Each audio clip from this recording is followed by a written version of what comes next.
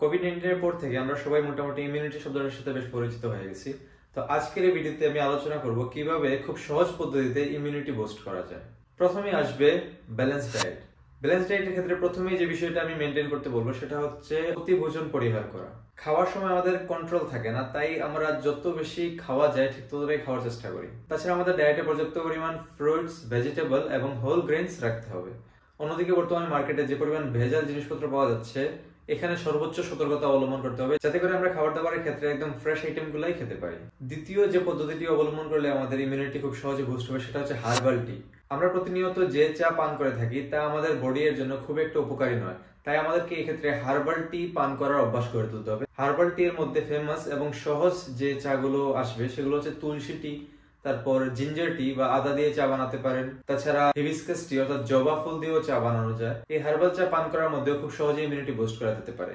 3 নম্বর ফ্যাক্টরটি হচ্ছে hydration. Hydration হচ্ছে শরীরে পানির পরিমাণ কমতে না দেওয়া। আমাদের শরীর থেকে প্রতিদিন ইউরিনেশন এবং ঘামের মাধ্যমে নির্দিষ্ট পরিমাণ একটা পানি বের হয়ে যায়, তাই আমাদের শরীরে যাতে পানির ঘাটতি না দেখা দেয় তাই পর্যাপ্ত পরিমাণ পানি পান করতে হবে। তাছাড়া হাইড্রেশনের জন্য শুধু পানি নয়, আপনি চাইলে ডাবের জল কিংবা অন্যান্য ফ্রুট জুসও পান করতে পারেন। 4 নম্বর উপায়টি হচ্ছে ফিজিক্যাল এক্সারসাইজ। আমাদের ফিজিক্যাল স্ট্রেংথ এবং ইমিউনিটি দুটোর ক্ষেত্রেই ফিজিক্যাল এক্সারসাইজ খুবই গুরুত্বপূর্ণ ভূমিকা পালন করে। তাই নিয়মিত একটা নির্দিষ্ট সময়, হতে পারে আধা ঘন্টা কিংবা 45 মিনিট, শারীরিক কসরত করার মাধ্যমে ইমিউনিটি খুব সহজে বুস্ট করা যায়।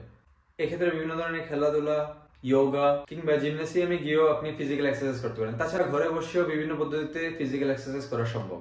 সবশেষ এবং সবচেয়ে গুরুত্বপূর্ণ যে বিষয়টি সেটা হচ্ছে পর্যাপ্ত পরিমাণ ঘুম। প্রতি রাতে আমাদের শরীরে পর্যাপ্ত পরিমাণ বিশ্রামের প্রয়োজন হয়, আর প্রপার স্লিপ অর্থাৎ পর্যাপ্ত পরিমাণ ঘুমের মাধ্যমে ওই বিশ্রামটুকু আমরা শরীরকে দিয়ে থাকি। তাই নিয়মিত পর্যাপ্ত পরিমাণ ঘুম না হলে ইমিউনিটি কমে যাওয়ার সাথে সাথে বিভিন্ন ধরনের মেন্টাল ডিসঅর্ডারও দেখা দেয়।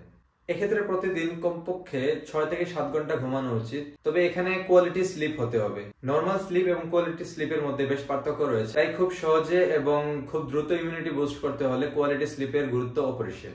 এই সহজ 5টি উপায় যদি আপনার দৈনন্দিন জীবনে এড করতে পারেন তাহলে খুবই হেলদি একটি লাইফস্টাইল লিড করতে পারবেন। তাছাড়া আপনার ইমিউনিটি একদম পিক লেভেলে থাকবে।